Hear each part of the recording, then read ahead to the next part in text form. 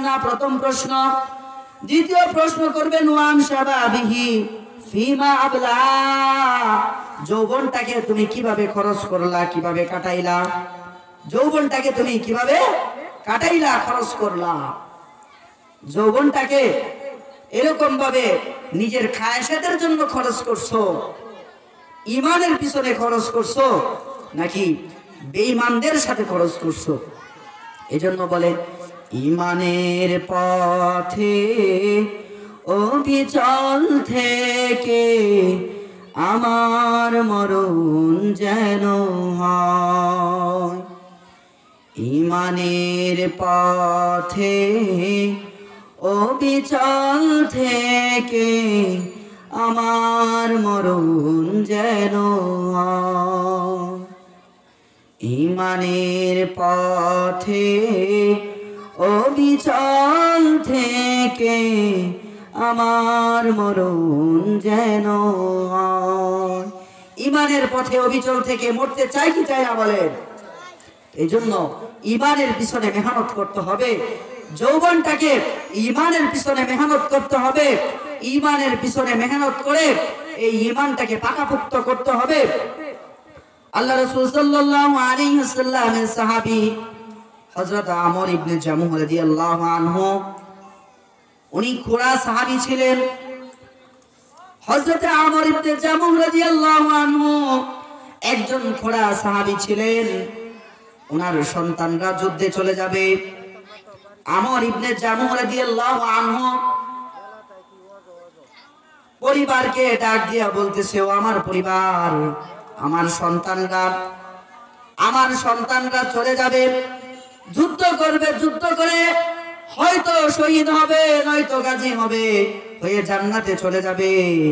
আর আমি বাবা হয়ে খোড়া পা নিয়ে বসে থাকবো, আমি বাবা হয়ে আমার সন্তানদের পিছনে যাব, এটা হতে পারে না। পিছনে থাকবো, এটা হতে পারে না। আমি বাবা হয়ে তো আমি আমার সন্তানদের জান্নাতে সবার আগে থাকবো। সুবহানাল্লাহ। আমার সন্তানরা আমার পিছনে থাকবে, আমি বাবা হয়ে সামনে থাকবো। এই কথা বললেন, আমিও যুদ্ধে চলে যাব, হয়তো শহীদ হব, নয়তো গাজী হব। এই কথা বলে উনি যখন যুদ্ধে বের হয়ে যাবেন, ওনার স্ত্রী ঠাট্টা করে মজা করে বলতেছেন, আপনি কিভাবে যাবেন? আপনার তো পা খোড়া, আপনি তো ন্যাংরা, আপনার পায়ে তো সমস্যা, আপনি এই খোড়া পা নিয়ে কিভাবে যুদ্ধে যাবেন?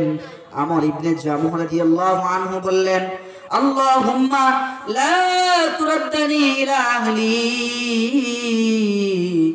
আল্লাহুম্মা লা তুরাদ্দানি ইলা আহলি। হে আল্লাহ, আপনি আমাকে আমার আহালের দিকে আর ফিরায়েন না। এই যে আমি যাচ্ছি, আমি যেন আর আমার পরিবারের দিকে যেন আর না আসি, না ফিরি। আমর ইবনে জামুহ রাদিয়াল্লাহু আনহু চলে গেলেন। যাওয়ার পরে আমর ইবনে জামুহ রাদিয়াল্লাহু আনহু কাফেরদের সাথে যুদ্ধ করতে করতে এক পর্যায়ে এক কাফের আইসা হযরত আমর ইবনে জামুহ রাদিয়াল্লাহু আনহুকে শহীদ করে ফেললেন। আমর ইবনে জামুহ রাদিয়াল্লাহু আনহুর শাহাদাতের পেয়ালা নসিব হওয়ার পরে সমস্ত শহীদি সাহাবাদের লাশগুলোকে যখন একত্রিত করা হলো, একত্র করার পরে সাহাবীদেরকে যথাযথ স্থানে যখন পাঠানো হলো, এরকম আমর ইবনে জামুহ রাদিয়াল্লাহু আনহুর লাশটাকে যখন খুঁজে বের করলেন, বের করার পরে আমর ইবনে জামুহ রাদিয়াল্লাহু আনহুর লাশটাকে এরকম ভাবে যখন উটের পিঠে উঠাইলেন, উট তো সামনের দিকে আগায় না, উট তো সামনের দিকে আগায় না। সুবহানাল্লাহ। উট সামনের দিকে আগায় না, উটকে যত টানতেছে উট সামনের দিকে আগায় না, উট সামনের দিকে যায় না। আল্লাহুম্মা লা তুরাদ্দানি ইলা আহলি, উট সামনের দিকে যায় না। সাহাবারা রাসূলুল্লাহর কাছে খবর পাঠাইলেন, হে আল্লাহর রাসূল সাল্লাল্লাহু আলাইহি ওয়াসাল্লাম, আমর ইবনে জামুহের লাশটাকে উটের পিঠে উঠানো হলো। উট তো সামনে যায় না, কারণ কি? আল্লাহর রাসূল খবর নিলেন, পরিবারের কাছ থেকে জানলেন। পরিবারের কাছ থেকে যখন আসছেন, আসার সময় দোয়া করলেন, আল্লাহুম্মা লা তুরাদ্দানি ইলা আহলি, হে আল্লাহ আপনি আমাকে আমার পরিবারের দিকে আর ফিরায়েন না। আল্লাহ তাআলা আমর ইবনে জামুহের দোয়া কবুল করে নিছে। সুবহানাল্লাহ, চিৎকার করে বলেন সুবহানাল্লাহ।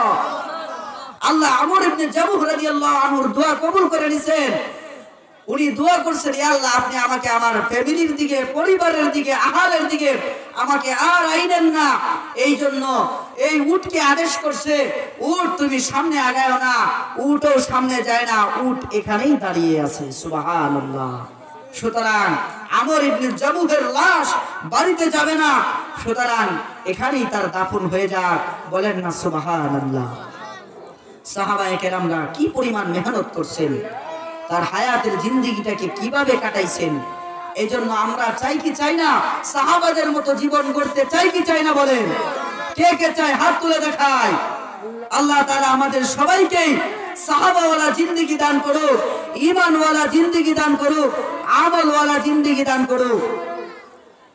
এই জন্য মেরে মুহতারাম ভাই দোস্ত বুজুর্গ, আজান হয়ে গেছে, আর আলোচনা লম্বা করব না। আল্লাহ তাআলা আমাদের সবাইকে যেই মুখতাসার আলোচনা করলাম, উক্ত আলোচনার উপর আমাদের সকলকেই আমল করার তৌফিক দান করুন। সকলে বলি আমিন।